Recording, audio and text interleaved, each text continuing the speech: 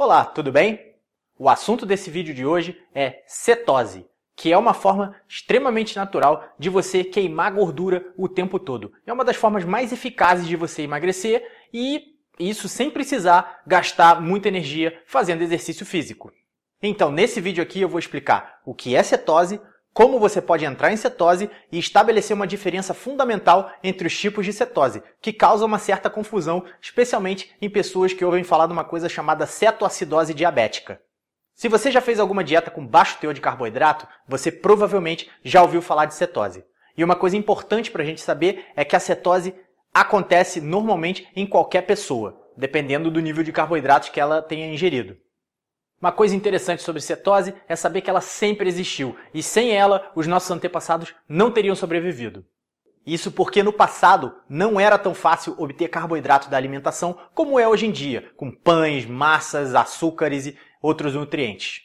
E sendo assim, se eles fossem dependentes, digamos assim, da ingesta de glicose e de carboidrato, eles teriam morrido rapidinho.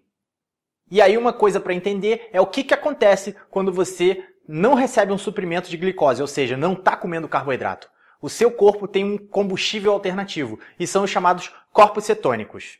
E uma coisa que é importante saber é que o corpo funciona muito bem se você só tiver a base de corpos cetônicos.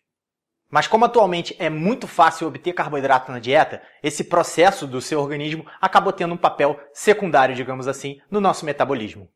Mas com essa nova tendência, digamos assim, das dietas de baixo carboidrato, como a low carb, paleolítica e por aí vai, o assunto cetose voltou à crista da onda.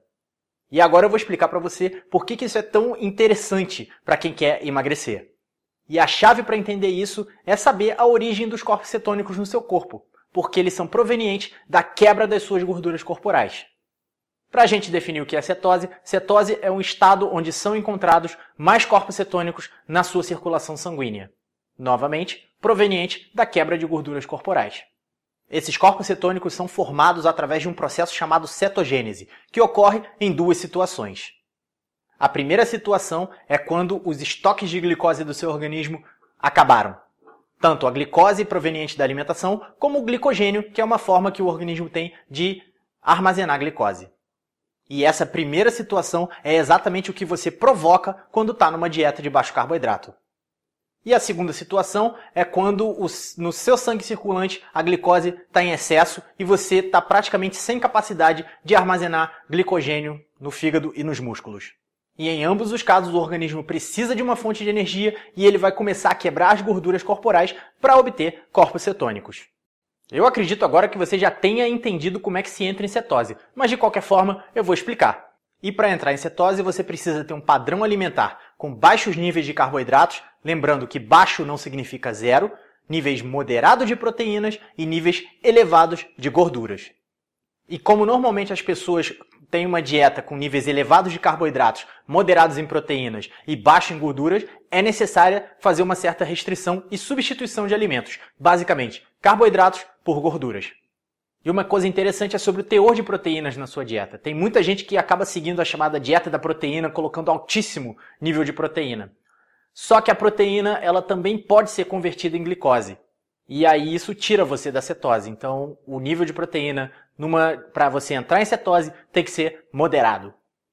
Dessa forma você vai reduzir gradualmente o seu açúcar e seu glicogênio estocados, os seus níveis de insulina também vão cair, e com isso o seu corpo vai começar a utilizar tanto a gordura da sua dieta como a gordura que está armazenada no seu corpo para obter energia.